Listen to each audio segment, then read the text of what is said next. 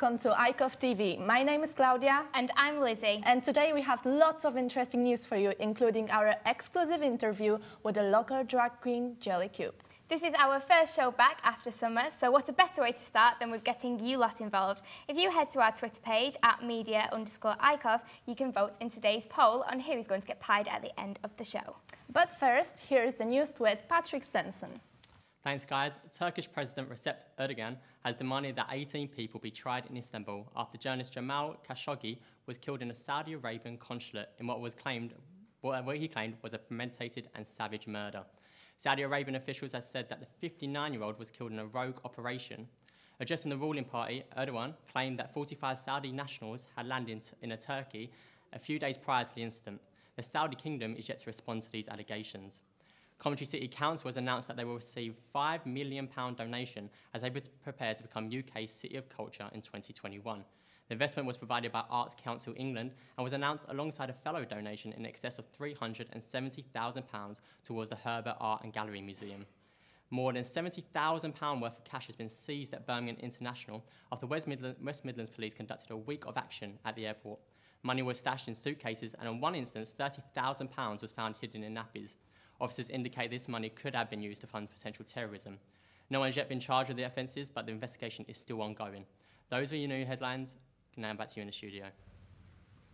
Since the dawn of the time, honey has been a popular food for many people, and this week is National Honey Week. To celebrate National Honey Week, we sent our reporter Sophie Wallace to the National Beekeepers Association's headquarters to find out more about the event.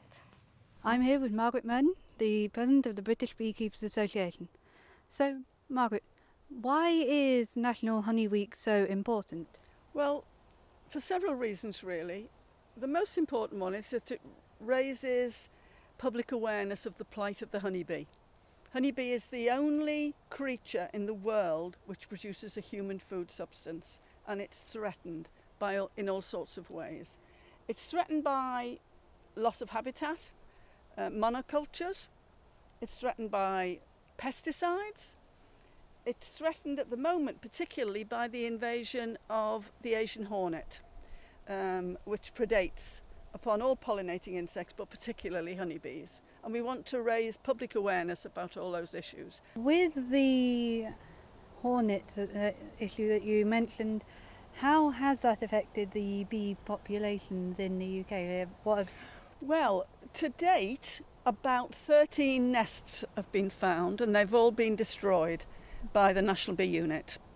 Our worry is that they become established here, as they are all over France, Belgium, and now in Jersey. They're endemic in Jersey, and they will wipe out 40% of the bees and 40% of other pollinating insects. So it'll affect pollination as well as the livelihood of our bees. What events do you have planned for this week?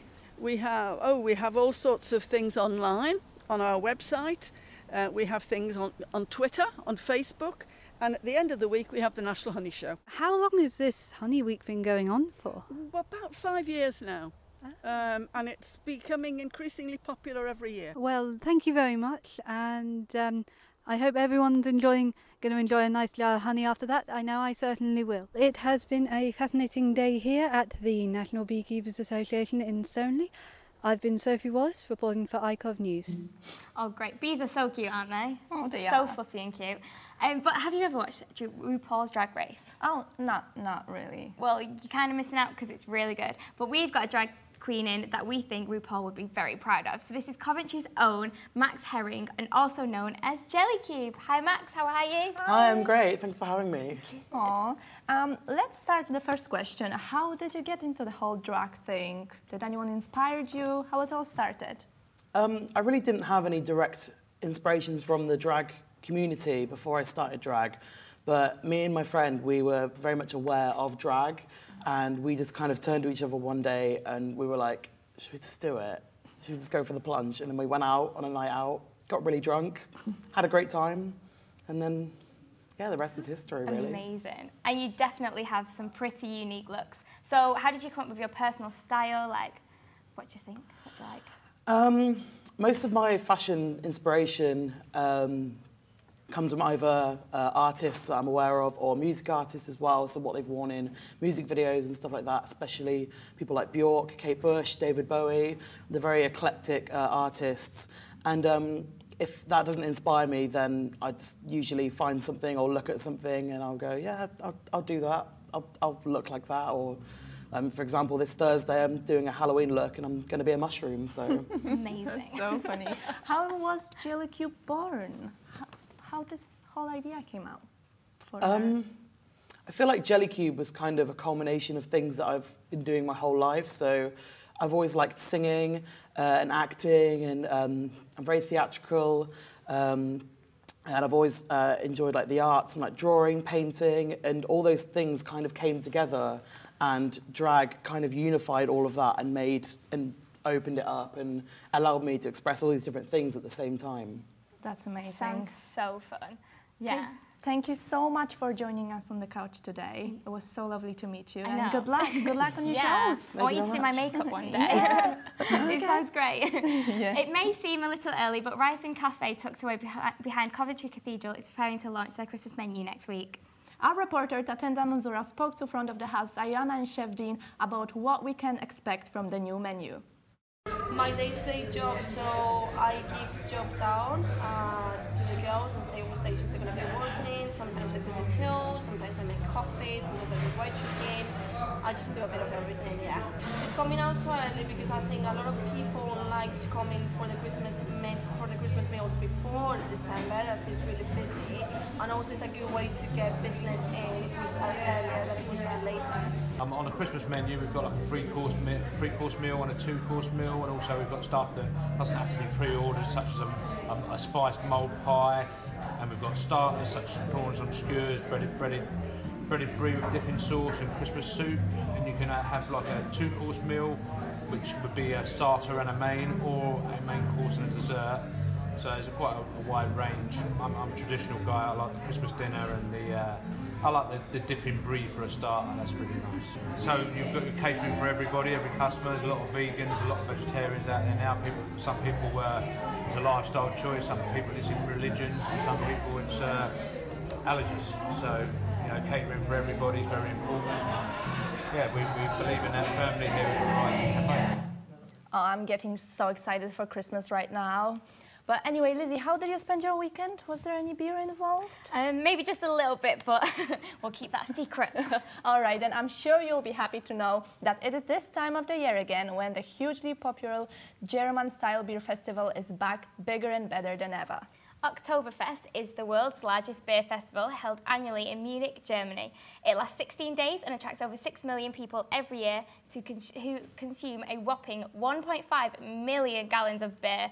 They also eat 200,000 pork sausages and 480,000 spit-roasted chickens during the 2-week extravaganza. Well, that sounds like a typical weekend, doesn't it, Lizzie? Yeah, sometimes. Have you ever attended to one of these, even in the UK? Well, I haven't, but it sounds like a lot of fun and I do want to. Oh, don't you worry, we got you covered as we have some free alcohol beers prepared here, so we're gonna give it a go. We're gonna try some of them while we read some of the Oktoberfest facts. So shall we start with this one? So this one is Czech. This is a Pilsner lager, so yeah, low alcohol, not 0.5%. So let's see. Try it. Let's see. Oh, there we go. So cheers. Cheers.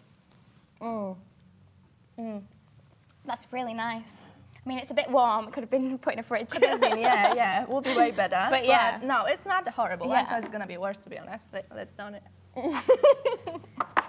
Okay. All right. Actually, if you want to know about beer record, it was hit in 2011, where 7.5 million liters were drunk, and I just can't even imagine to drink that much beer. That sounds like a lot. Must be crazy, yeah. So let's try What's the next one. This is Brewdog Nanny State. So this is a hoppy ale.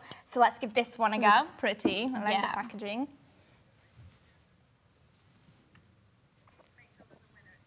I think that one's my fave so far, actually. Oh no. That's not mine. No, you're not a fan? Definitely not, no. Tastes a bit like perfume. Okay, this one is the Erdinger. So, yep, just another beer. Let's give it a go. Let's hope. Third and final bit. Let's see which one we like the best. There we go. All right. You know what? That's all right. That one just tastes like really delicate. beer. I think I like this one the best. That one's my favourite. It's got to be This the is my hoppy ale. favourite. Yeah. All right. There you go. Actually, when you think about the festival, do you think there might be some kids? No, not with beer. I wouldn't think ever, but it's actually kids-friendly zone, and there's hundreds of people going in the festival. But yeah, we have a winner now. Yeah, yeah. sure. Mine is this one. Yours, that one. That one's got to be mine. Love so it. This, no. Okay, and now we're going to finish all these beers as it's time for the weather with Sky. Thanks for that, Claudia and Lizzie. Now let's see what the weather is like in the Midlands today. In the north of the Midlands, the wind is moving at 17 miles per hour with 68% humidity. It's looking mostly cloudy, so don't leave home without your jackets as the temperature is around 15 degrees. The East Midlands has a lower humidity rate, which is at 65%, with the expectation to increase to 81% by the end of the night. The weather is 14 degrees. The south of the Midlands is partly cloudy with humidity at 55%, the lowest of them all. The south is looking like the best weather today. It's cloudy most of the time, but sunny this afternoon. The weather is 16 degrees. And finally, in the West Midlands, the weather is dry but cloudy. So no rain for you, but it's quite windy, and the temperature is just 15 degrees. Thanks, guys. That's all for now. And before we go, let's see who you voted to get pied this week. So the person is, Drum roll. our editor, Sam. Come on, Sam. Come on in. Take a seat. Just have a seat on Just the take a table. seat. Not on the table, Not Sam. on the table. Listen We don't to wanna us. get messy. We're in charge now. Yeah, Okay. it's our time. How do you feel? Well, I've been pied at uni before, not just by girls. Oh. Actually, I'll give you a little bit extra because I got the pizza. Well, Okay. that got messy. So that's it for today's show. Make sure you follow our social media so you can make this happen next week. Before we go, we have a special treat for you. So to close the show, as Royos will be performing his song "Kid Someday" for us.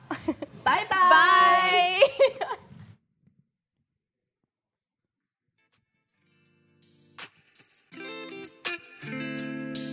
Yeah.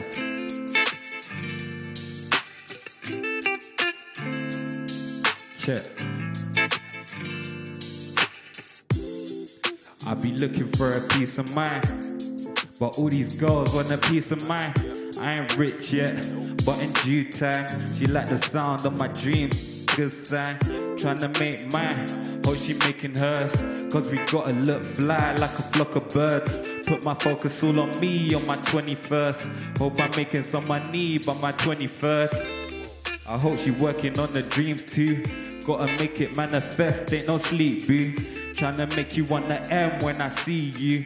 And don't worry, B, I know you want that D too. She got expensive taste, that's that D squared. Fenty on the face, expensive weave there. It's Peruvian, ain't no cheap hair. Gucci on the waist, I could tell that she cares. Yeah, Royals. Check.